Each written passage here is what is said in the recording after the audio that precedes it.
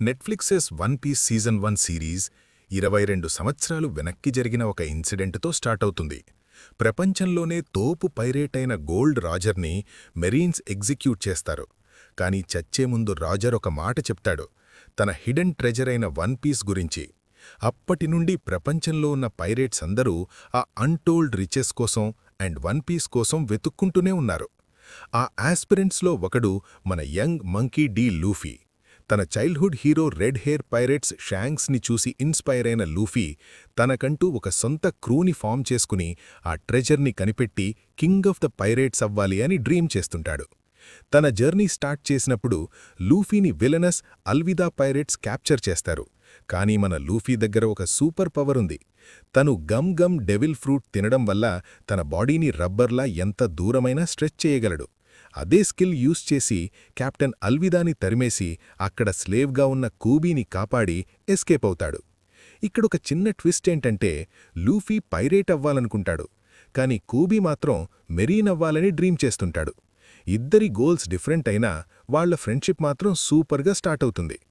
ఇంకొక వైపు రోరోనోవా జోరో అనే ఒక తోపు బౌంటీ హంటర్ పైరేట్స్ని పట్టుకుని డబ్బులు తీసుకునేవాడు సముద్రం మీద పైరేట్స్ని హంట్ చేస్తూ ఉంటాడు. తన మెయిన్ గోల్ ఏంటంటే ప్రపంచంలోనే గ్రేటెస్ట్ స్వోర్డ్స్మెన్ అవ్వడం. జోరోకి ఉన్న క్రేజ్ చూసి బరోక్ వర్క్స్ అనే ఒక పెద్ద క్రిమినల్ ఆర్గనైజేషన్ తనకి జాబ్ ఆఫర్ చేస్తుంది. కానీ మన జోరో ఆ ఆఫర్ని రిజెక్ట్ చేసి వచ్చిన మెసెంజర్ మిస్టర్ 7ని ఖతం చేస్తాడు. జోరో షెల్స్ టౌన్లో ఉన్న ఒక బార్లో కొంతమంది మెరీన్స్ని కొట్టి వాళ్లతో గొడవ పెట్టుకుంటాడు. ఆ మెరీన్స్లో హెల్మెప్పో కూడా ఉన్నాడు.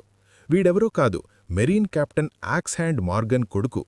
మార్గన్కి జోరో స్కిల్స్ చూసి ఇంప్రెస్ అయిన కూడా చేసిన గొడవ వల్ల ఒక కండిషన్ పెడతాడు, 7 డేస్ ప్రిజన్లో ఉండాలి, లేకపోతే నీ బౌంటీ రివార్డ్స్ అన్నీ కట్ చేస్తా అని.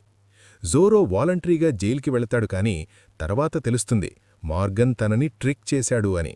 అసలు రిలీజ్ చేసే ఉద్దేశమే మార్గన్కి లేదు అని. కరెక్ట్గా ఇదే టైంకి లూఫీ కోబీని తీసుకుని షెల్స్ టౌన్కి వస్తాడు.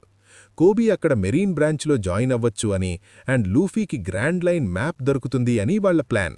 ఈ గ్రాండ్ లైన్ అంటే ఏదో కాదు, దాన్ని పైరేట్ గ్రేవ్యార్డ్ అని కూడా అంటారు.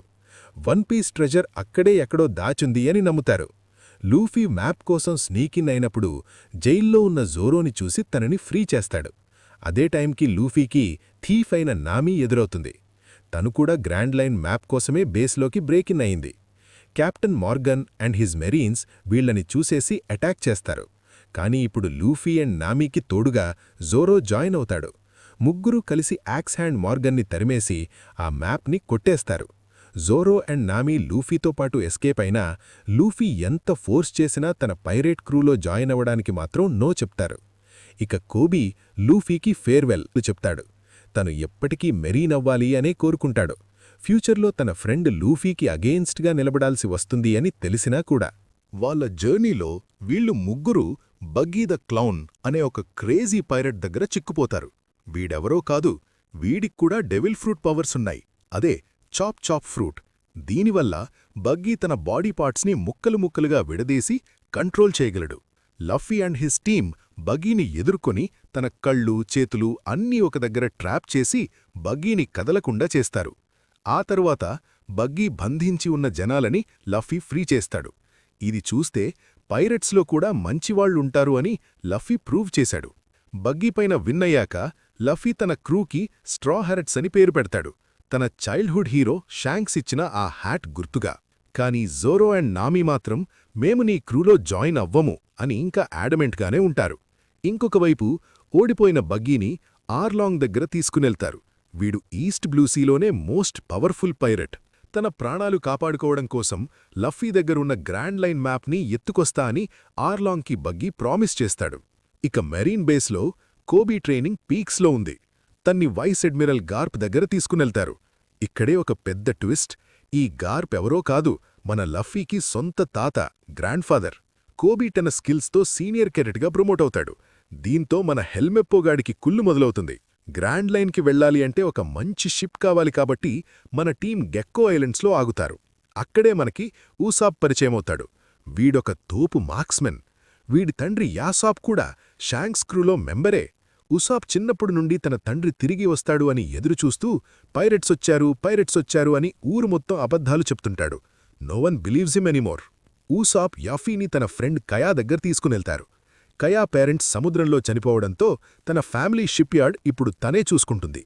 కయా ఎప్పుడూ సిక్గా నలిపెట్పోయి ఉంటుంది కాబట్టి తన బట్లరే బిజినెస్ అంతా చూస్తుంటాడు. కాని జోరో ఆ బట్లర్ని చూడగానే క్యాచ్ చేస్తాడు. వాడు బట్లర్ కాదు, కురో అనే ఒక ఖతర్గాక్ పైరెట్. మెరీన్స్ నుండి ఎస్కేప్ అవ్వడానికి తను చచ్చిపోయాడు అని డ్రామా ఆడి ఇక్కడ బట్లర్గా సెట్ అయిపోయాడు.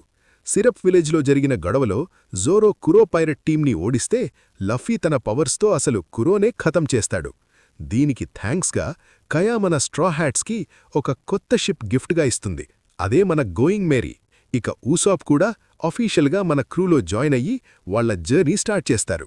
కానీ సముద్రం మీద వీళ్లకి గార్ప్ అండ్ మెరీన్స్ ఎదురవుతారు.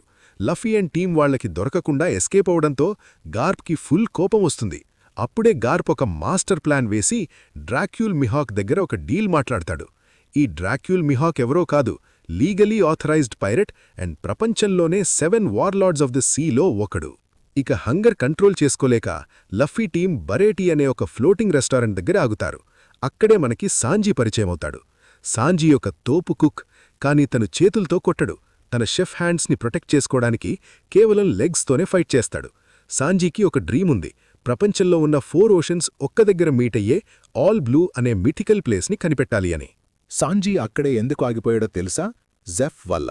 జెఫ్ తుర్వాత సాంజీకి తండ్రిలాంటివాడు. ఇయర్స్ బ్యాక్ వాళ్ళ ఇద్దరి షిప్రెక్ అయినప్పుడు సాంజీకి ఫుడ్ పెట్టడానికి జెఫ్ తన సొంత లెగ్ త్యాగం చేశాడు. ఆ తిరుగులేని అనుబంధం వల్ల సాంజీ అక్కడే ఉండిపోతాడు. కరెక్ట్గా అప్పుడే మీహాక్ అక్కడికొచ్చి లూఫీని అటాక్ చేయాలి అని చూస్తాడు. కానీ జోరో అడ్డమొచ్చి ప్రపంచంలోనే గ్రేటెస్ట్ స్పోర్ట్స్మ్యాన్ అయిన మీహాక్కి డ్యూయల్ ఛాలెంజ్ చేస్తాడు. మీహాక్ చాలా ఈజీగా జోరోని ఓడించి గట్టిగా గాయకరుస్తాడు. కానీ జోరోకి ఉన్న డిటర్మినేషన్ చూసి మీహాక్ చాలా ఇంప్రెస్ అవుతాడు. దీంతోనే మీహాక్ లూఫీ టీంని ఫ్రీగా వదిలేసి గార్ప్తో నేను వీళ్ళని పట్టుకోను అని చెప్పి షాక్ ఇస్తాడు. జోరో ఇంకా గాయాల నుండి రికవర్ అవుతున్నప్పుడే ఆర్లాంగ్ అండ్ బగ్గీ బరాటీ దగ్గర ప్రత్యక్షమవుతారు. ఆ ఫిష్ మ్యాన్ ఆర్లాంగ్తోనే పిచ్చెక్కిస్తాడు. చాలా ఈజీగా లూఫీని ఓడించేసి తన స్ట్రెంగ్త్ చూపిస్తాడు. ఇక్కడే మనకి ఒక పెద్ద షాక్. నామీ తను ఆర్లాంగ్ క్రూ మెంబర్ అని బయటపెడుతుంది. స్ట్రా హ్యాట్స్ని మోసం చేసి ఆ గ్రాండ్ లైన్ మ్యాప్ని ఆర్లాంగ్ చేతిలో పెడుతుంది. వెళ్లిపోతూ వాళ్ళు లూఫీని సముద్రంలో పడేస్తారు. డెవిల్ ఫ్రూట్ తిన్న వాళ్లకి సాల్ట్ వాటరే మెయిన్ వీక్నెస్ అని వాళ్లకి తెలుసు. కానీ మన సాంజీ వెంటనే దూకి లూఫీని సేవ్ చేస్తాడు. ఇక షెఫ్ జెఫ్ బ్లెస్సింగ్ తీసుకుని సాంజీ ఒఫీషియల్గా స్ట్రా హ్యాట్స్లో జాయిన్ అవుతాడు. జోరో కూడా రికవర్ అయ్యి చివరికి లూఫీకి పూర్తిగా లాయల్టీ ప్లెజ్ చేస్తాడు. ఇప్పుడు మన straw hats Luffy, Zoro, Usopp and Sanji ముగ్గురు కలిసి నామీ దగ్గర్నుండి మ్యాప్ని తిరిగి తీసుకురావాలి అని బయలుదేరుతారు. కోపంతో ఉన్న ఆ బగ్గీ తలని గైడ్గా తీసుకుని వాళ్లు కోకోయాసీ ఐలాండ్కి రీచ్ అవుతారు. అక్కడే నామీ సొంత అక్క నొజీకో ఎదురవుతుంది. నొజీకో అసలు స్టోరీ ఏంటో ఎక్స్ప్లెయిన్ చేస్తుంది. ఇయర్స్ బ్యాక్ నామీ తన మదర్ అండ్ సిస్టర్తో కోకోయాసీ విలేజ్లో చాలా ప్రశాంతంగా ఉండేది. కానీ సడన్గా ఆర్లాంగ్ అండ్ హిస్ పైరెట్స్ వచ్చి ఊరి జనాలందరినీ డబ్బులడుగుతారు. నామీ మదర్ దగ్గర మొత్తం ఫ్యామిలీకి సరిపడా డబ్బుల్లేవు. అందుకే తన ఇద్దరి కూతుర్లు బ్రతకాలి అని తను ఆర్లాంగ్ చేతిలో బలి అయిపోతుంది. నామీ అప్పుడు ఆర్లాంగ్తో ఒక డీల్ మాట్లాడుతుంది. తనకి కార్టోగ్రాఫర్గా పనిచేస్తా అని రిటర్న్లో 100 మిలియన్ బెర్రీస్ ఇచ్చి తన ఊరి ఫ్రీడమ్ని కొనుక్కుంటా అని ప్రామిస్ చేస్తుంది. నామీ దగ్గర చివరికి తన ఊరి ఫ్రీడమ్ని కొనుక్కోడానికి కావలసిన డబ్బులు రెడీ అవుతాయి. కాని ఇక్కడే ఆర్లాంగ్ తన అసలు రంగు బయటపెడతాడు. మెరీన్ కెప్టెన్ నెజూమీకి ఆ డబ్బులన్నీ లంచంగా ఇచ్చి తను చేసిన క్రైమ్స్ అన్నీ కవరప్ చేయమంటాడు. నామీ పూర్తిగా దెబ్బతిని బాధలో ఉన్నప్పుడు మన లూఫీ తన్ని మీట్ అవుతాడు.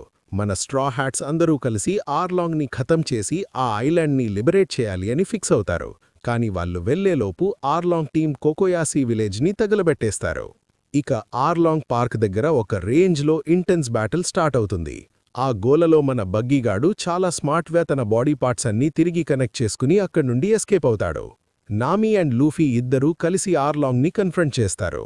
లూఫీ తన ఫుల్ పవర్ యూజ్ చేసి ఆ విలన్ని ఓడించడమే కాకుండా ఆర్లాంగ్ అసలు బేస్ని నామీని బంధించి ఉంచిన ఆ రూమ్ని మొత్తం నేలమట్టం చేస్తాడు.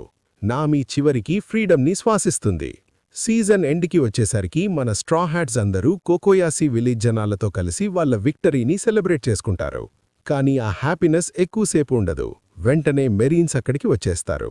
ఆ కరప్ట్ నెజూమీగాడు జనాలను నమ్మించేసి ఊరు మొత్తం తగలబడ్డడానికి స్ట్రా హ్యాట్సే కారణమని బ్లేమ్ చేస్తాడు. ఇక్కడే మన లూఫీకి తన గ్రాండ్ ఫాదర్ గార్ప్కి మధ్య ఒక ఫియర్స్ బ్యాటిల్ మొదలవుతుంది. లూఫీ గట్టి కోటి ఇచ్చినా చివరికి గార్ప్ చేతిలో ఓడిపోతాడు. కాని ఇక్కడే ట్విస్ట్, గార్ప్ లూఫీని అరెస్ట్ చేయడు. దీనికి బదులు ఆర్లాంగ్ని అరెస్ట్ చేస్తాడు. గార్ప్ అసలు ఉద్దేశమేంటంటే తన మనవడు ఒక ట్రూ పైరెట్ అవ్వడానికి కావలసిన రిజాల్వ్ తనలో ఉందా లేదా అని టెస్ట్ చేయడం మాత్రమే. ఫైనలీ మన స్ట్రా హ్యాట్స్ అందరూ కలిసి గ్రాండ్ లైన్కి బయలుదేరుతారు. కానీ వాళ్ల జర్నీ ముందు ముందు ఇంకా టఫ్గా ఉండబోతోంది. ఎందుకంటే నెజూమీగాడు కోపంతో మొత్తం ఈస్ట్ బ్లూ సీలోనే లార్జెస్ట్ బౌంటీ లూఫీ తలమీద పెడతాడు. Thanks for watching the video. ఇలాంటి ఇంకొన్ని ఎక్సైటింగ్ సినిమాటిక్ అప్డేట్స్ కోసం వెంటనే ఛానల్కి సబ్స్క్రైబ్ చేయండి. వెళ్లి ముందు ఇక్కడ పక్కనున్న రికమెండెడ్ వీడియోని కూడా